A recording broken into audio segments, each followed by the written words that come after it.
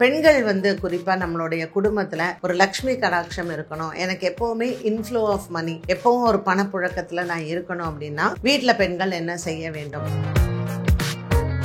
காலை அந்த 4 மணியிலிருந்து 6 மணி அப்படிங்கிறது ஒரு நல்ல வைப்ரேஷன் கொடுக்கக்கூடிய ஒரு நேரம். ஸோ நம்மளுடைய வீடுகளில் அந்த நேரத்தில் வீட்டில் பூஜை ரூம்லேயுமே நீங்கள் ஒரு விளக்கேற்றுறீங்க அப்படின்னா அதில் நெய், நல்லெண்ணெய் இது இரண்டும் நீங்கள் மிக்ஸ் பண்ணி ஏற்றலாம். இல்லைன்னா 3 எண்ணெய்கள் சேர்த்துக்கலாம். இலுப்பை எண்ணெய், நல்லெண்ணெய், நெய் இது 3ம் சேர்ந்து நம்ம இறைவனுக்கு அந்த தீபத்தை ஏற்றினால் அந்த இடத்துல வீடு குப்பையாக வச்சுருக்கேன், ஆனால் நான் நிறைய ஸ்லோகம்லாம் சொல்லுவேன், வீட்டில் எப்போவுமே நான் சாமி கும்பிட்றேன், எனக்கு தெய்வ கடாட்சமே இல்லை அப்படின்னு சொல்கிறவங்க செவ்வாய் வெள்ளியில் விளக்கு பூஜை செய்கிறதும் மற்ற எல்லா நாட்கள்லையுமே துளசி பூஜை செய்வதும் ரொம்ப விசேஷம். இந்த துளசி பூஜை பண்ணுறது எப்போ உகந்த நேரம் அப்படின்னு பார்த்தீங்கன்னா,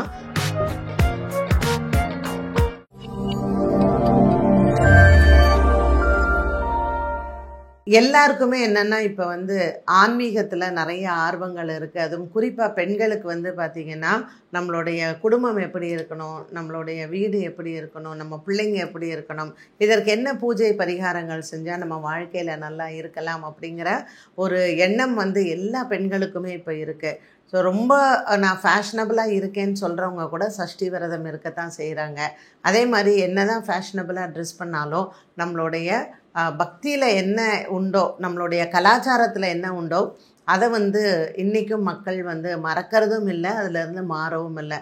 ஸோ அவங்க லண்டனில் இருந்தாலும் சரி, அவங்க அட்லாண்டாவில் இருந்தாலும் சரி, நம்மளுடைய தமிழ் கலாச்சாரம் ஒரு பண்டிகைன்னா அது இப்படி தான் கொண்டாடணும், ஒரு குடும்பம்னா நம்ம இப்படி தான் இருக்கணும் அப்படிங்கிற ஆர்வங்கள் இப்போது சமூக வலைத்தளம் மூலமாக நமக்கு நிறையாவே வந்திருக்கு அப்படின்னு தான் சொல்லலாம். ஸோ இந்த பதிவில் நீங்கள் என்ன பார்க்க போகிறீங்க அப்படின்னு பார்த்தீங்கன்னா, பெண்கள் குறிப்பாக நம்மளுடைய குடும்பத்தில் ஒரு லக்ஷ்மி கடாட்சம் இருக்கணும், எனக்கு எப்போவுமே இன்ஃப்ளோ ஆஃப் மணி, எப்பவும் ஒரு பணப்புழக்கத்தில் நான் இருக்கணும் அப்படின்னா வீட்டில் பெண்கள் என்ன செய்ய வேண்டும்? ஸோ நீங்கள் வேலைக்கு போகிற பெண்களாக இருக்கலாம், வீட்டில் இருக்கிற பெண்களாக இருக்கலாம், யாராக இருந்தாலும் இப்போ வீட்டில் இருக்கிற பெண்கள் கணவருக்கு நல்ல சம்பாத்தியம் வரணும், கணவர் மூலமாக எனக்கு நிறைய பணம் வரணும் அப்படின்னு நினைக்கலாம்.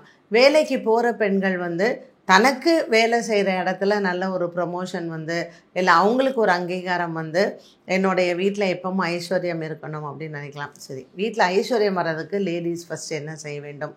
ஏதாவது ஒரு விதத்தில் உங்களுக்கு தெய்வ நம்பிக்கை இருக்கலாம், இல்லாமல் இருக்கலாம், ஆனால் வீட்டில் ஒரு பாசிட்டிவ் எனர்ஜி இருக்கணும் அப்படிங்கிறது இட் இஸ் மஸ்ட்டு. நீங்கள் காலை அந்த 4 மணியிலிருந்து 6 மணி அப்படிங்கிறது ஒரு நல்ல வைப்ரேஷன் கொடுக்கக்கூடிய ஒரு நேரம். உடனே பிரம்ம முகூர்த்த பூஜை அப்படின்லாம் நினச்சிக்காதீங்க. பிரம்ம முகூர்த்தம் அப்படிங்கிறது தேவர்கள் இறைவனை பூஜை செய்யக்கூடிய நேரம். ஸோ நம்மளுடைய வீடுகளில் அந்த நேரத்தில் ஒரு தீபம் ஏற்றினாலே போதுமானது. தீபம் ஏற்றி இறைவனை வழிபாடு செய்தால் அந்த வீட்டில் ஃபஸ்ட்டு ஒரு பாசிட்டிவ் எனர்ஜி இருக்கும். எப்போ பாசிட்டிவ் எனர்ஜி இருக்கோ நீங்கள் சொல்கிற மந்திரங்களுக்கு பலம் உண்டாகும். அப்போது அமாவாசை, பௌர்ணமி டைமில் நம்ம என்ன இறைவனை வணங்குகிறோமோ, என்ன ஜபம் நம்ம ஜபிக்கிறோமோ, என்ன வழிபாடுகள் நம்ம செய்கிறோமோ அதற்கு முழுமையான பலன்கள் கிடைக்கும். ஃபஸ்ட்டு நம்ம பண்ண வேண்டியது காலை 4 மணிலேருந்து 6 மணிக்குள்ளே ஒரு தீபம் ஏற்றி அதை வழிபாடு செய்யணும்னு. அதனால தான் சூரிய உதயத்துலேயும் சரி, சூரிய அஸ்தமனத்துலேயும் சரி வீட்டில் விளக்கேற்றுறது அப்படிங்கிற வழக்கத்தை நம்ம பெரியவங்க வச்சாங்க. இந்த வீட்டில் விளக்கேற்றுற வழக்கம் யாருக்கெல்லாம் இருக்கோ அந்த இடத்துல எப்போவுமே செல்வம் நிறைந்திருக்கும். வீட்டில் பூஜை ரூம்லேயுமே நீங்கள் ஒரு விளக்கேற்றுறீங்க அப்படின்னா அதில் நெய், நல்லெண்ணெய் இது இரண்டும் நீங்கள் மிக்ஸ் பண்ணி ஏற்றலாம். இல்லைன்னா 3 எண்ணெய்கள் சேர்த்துக்கலாம். இலுப்பை எண்ணெய், நல்லெண்ணெய், நெய் இது 3ம் சேர்ந்து நம்ம இறைவனுக்கு அந்த தீபத்தை ஏற்றினால் அந்த இடத்துல நவகிரகங்களால் ஏற்படக்கூடிய தோஷங்கள் விலகும். 2வது அங்கே பசும் நெய் அப்படின்னு சொல்லும் பொழுதே சுக்கிரனின் ஆதிக்கம் அங்கே இருக்கும். அதனால் பணத்தை ஈர்க்கக்கூடிய வசியத்தன்மையை அந்த வஸ்துக்கள், பொருள்னு சொல்லுவோம், இதெல்லாம் இந்த வஸ்துக்களுக்கு ஆட்டோமேட்டிக்காக அந்த ஈர்ப்பு தன்மை அப்படிங்கிறதும் ஒரு இறைவன் வழிபாடு செய்யக்கூடிய இடத்தில் எப்பொழுதுமே நறுமணங்கள் நிறைந்த இடமாக இருக்கணும். அதனால் வாசனை மிகுந்த புஷ்பங்களை நம்ம இறைவனுக்கு கொடுக்கறதோ, 2வது தூப தீபங்கள் காண்பிக்கிறதோ இது எல்லாமே லக்ஷ்மி கடாட்சத்தை அதிகரிக்கும். இது எல்லாம் நம்ம செய்கிறோம். வீட்டில் ஒட்டடை அடிக்கிறது, வீட்டை நல்லா பெருக்கிறது, வீட்டை நல்லா சுத்தமாக வச்சுக்கிறது, நம்மளுடைய பழைய விஷயங்கள், பழைய செருப்புகள், பழைய துணிமணிகள் இது எல்லாமே அகற்ற வேண்டும். வீட்டில் வந்து ஒரு நல்ல பாசிட்டிவ் எனர்ஜி வரணும்னா இந்த மாதிரி நெகட்டிவாக இருக்கக்கூடிய திங்ஸ் எல்லாத்தையுமே நீங்கள் எடுத்தால் தான் வீட்டில் வந்து உங்களுக்கு பாசிட்டிவிட்டி அப்படிங்கிறது இருக்கும். ஸோ வீட்டில் லக்ஷ்மிகரம் வரணும். வீடு குப்பையாக வச்சுருக்கேன், ஆனால் நான் நிறைய ஸ்லோகம்லாம் சொல்லுவேன், வீட்டில் எப்போவுமே நான் சாமி கும்பிட்றேன், எனக்கு வந்து தெய்வ கடாட்சமே இல்லை அப்படின்னு சொல்கிறவங்க வீட்டை முதல்ல எல்லாத்தையும் சுத்தம் பண்ணுங்கள். வீடை சுத்தம் பண்ணுறது மட்டும் அல்லாமல் இரண்டாவது நம்ம முக்கியமாக பார்க்க வேண்டியது எந்த நேரத்தில் நம்ம வீட்டில் வந்து விளக்கேற்றுறோம் அப்படிங்கிறது தான். ஸோ பஞ்சௌஷத் காலம்னு சொல்லுவோம். காலையில் அந்த சூரியன் உதைக்கக்கூடிய நேரமும் சரி, மாலை நேரத்தில் சூரியன் அஸ்தமிக்கக்கூடிய நேரமும் சரி. அதனால் பெரியவங்க என்ன சொல்லியிருக்காங்க அப்படின்னா, சூரியன் உதிக்கக்கூடிய நேரத்திலையும் சந்திரன் உதிக்கக்கூடிய நேரத்திலையும் தீப வழிபாடு செய்தால் அந்த வீட்டில் என்றைக்குமே நிரந்தரமாக மகாலட்சுமி வாசம் செய்வாள் அப்படிங்கிறது தான். மற்றபடி நம்மளுடைய விசேஷ நாட்களான செவ்வாய்க்கிழமை மற்றும் வெள்ளிக்கிழமைகளில் நம்ம வந்து விளக்கு பூஜை வந்து பண்ணலாம்.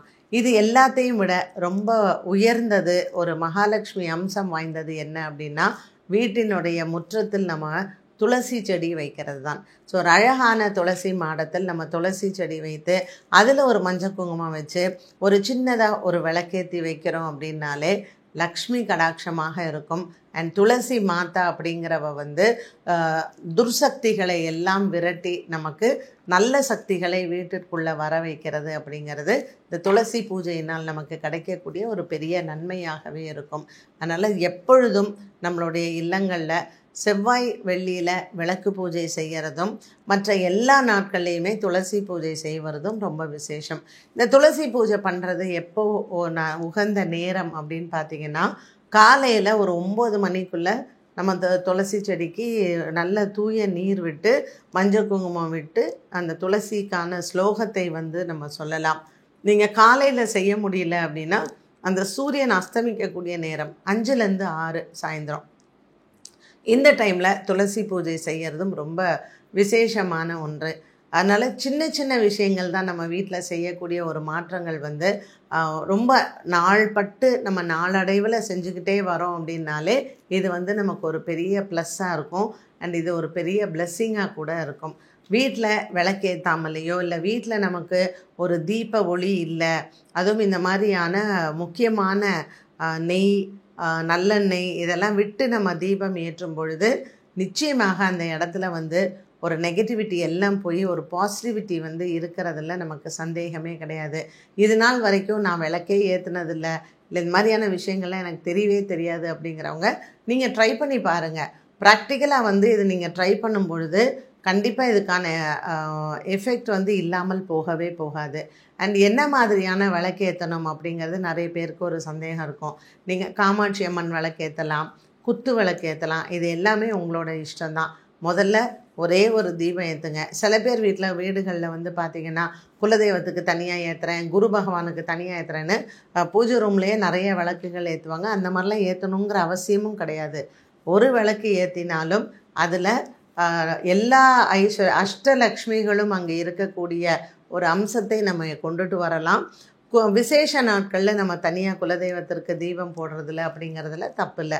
பட் டெய்லி நம்ம ஏற்றுறோன்னா ஒரே ஒரு காமாட்சி அம்மன் விளக்கோ அல்லது ஒரு குத்து விளக்கோ இது ஏற்றினாலே நம்ம போதுமானது. குத்து விளக்கு ஏற்றும் பொழுது ஒரு முகம் மட்டும் ஏற்றாமல் 5 முகங்களும் சேர்ந்து ஏற்ற வேண்டும். விசேஷ நாட்களில் 2 குத்து விளக்குகள் கண்டிப்பாக ஏற்ற வேண்டும். இப்படி நம்மளுடைய ஒரு பாரம்பரியத்தை நம்ம வந்து ஃபாலோ பண்ணிட்டு வந்தாலே நமக்கு வீட்டில் ஐஸ்வர்யங்கள் வரதில் கொஞ்சம் கூட குறைவே இருக்காது. இதில் உங்களுக்கு ஏதாவது சந்தேகம் இருக்குது, இப்போ வீடுகளில் நம்ம எப்படி இந்த மாதிரியான விஷயங்கள்லாம் நம்ம வந்து பண்ணணும், இல்லை இதில் என்ன மேலும் நம்ம செஞ்சால் நமக்கு நல்லா இருக்கும் அப்படிங்கிற மாதிரி உங்களுக்கு சந்தேகம் இருந்தால் கமெண்ட் செக்ஷனில் நீங்கள் கொடுங்க. மறக்காமல் இந்த சேனலை சப்ஸ்கிரைப் பண்ணுங்கள். அண்ட் சில நல்ல விஷயங்களை நம்ம மட்டும் பார்க்குறது இல்லை நமக்கு மட்டும் தெரிஞ்சால் அது வந்து புண்ணியம் இல்லைன்னு சொல்லுவாங்க. நமக்கு தெரிஞ்ச ஒரு 2 விஷயத்த மற்றவங்களுக்கும் சொல்கிறது வந்து கண்டிப்பாக நமக்கு கோவிலுக்கு போகாமல் இருந்தால் கூட அந்த புண்ணியம் வந்து சேரும் அப்படின்னு பெரியவங்க சொல்லியிருக்கிறாங்க. அதனால் இந்த மாதிரியான நல்ல விஷயங்களை மற்றவங்களுக்கும் நீங்கள் ஷேர் பண்ணுறது ரொம்ப நல்லது. ஸோ சேனலை சப்ஸ்கிரைப் பண்ணுங்கள், ஷேர் பண்ணுங்கள். மறக்காமல் அந்த நோட்டிஃபிகேஷன் பெல்லையும் ப்ரெஸ் பண்ணுங்கள். மீண்டும் உங்களை அடுத்த பதிவில் சந்திக்கும் வரை நன்றி, வணக்கம்.